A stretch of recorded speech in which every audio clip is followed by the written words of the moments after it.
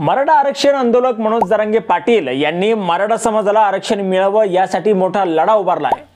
मनोज जरांगे पाटील यांच्या आंदोलनाची दखल घेत राज्य सरकारने मराठा समाजाला स्वतंत्र आरक्षण देखील दिले।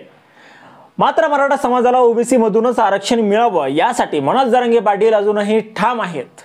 त्यासाठी त्यांनी सरकारला 13 जुलैची डेडलाईन दिली आहे। डेडलाईन संपण्यासाठी आता अवघे 2 दिवस शिल्लक राहिलेले आहेत। जर आम्हाला आरक्षण मिळालं नाही तर आम्ही विधानसभेच्या प्रत्येक मतदारसंघात उमेदवार उभा करू असा इशाराही मनोज जरांगे पाटील यांनी यावेळी दिला आहे।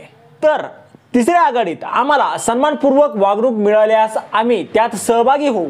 कुठलीही सामाजिक संघटना बळकट झाल्यावर तिला राजकीय क्षेत्रात पाय ठेवावे लागतात।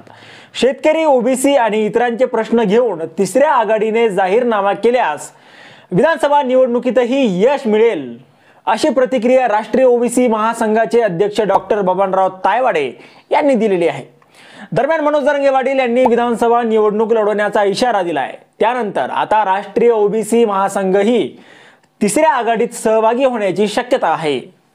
जरांगे पाटलांनी विधानसभा निवडणूक लढवण्याचा इशारा दिला आहे। त्यानंतर आता मोठी बातमी समोर आली आहे, ती म्हणजे एकीकडे मनोज जरांगे पाटील विधानसभा लढवण्याची चाचपणी करत असतानाच दुसरीकडे राष्ट्रीय ओबीसी महासंघ ही तिसऱ्या आघाडीत सहभागी होण्याच्या तयारीत आहेत।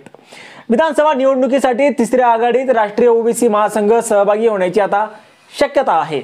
यावर तुम्हाला काय वाटतं? तुमचं मत कमेंट बॉक्समध्ये लिहायला विसरू नका। व्हिडिओ आवडला असेल तर जास्तीत जास्त शेअर करा आणि आतापर्यंत राजकीय तडका आपण आपल्या या चॅनलला सबस्क्राइब जर केलेलं नसेल तर चॅनलला सबस्क्राइब करा।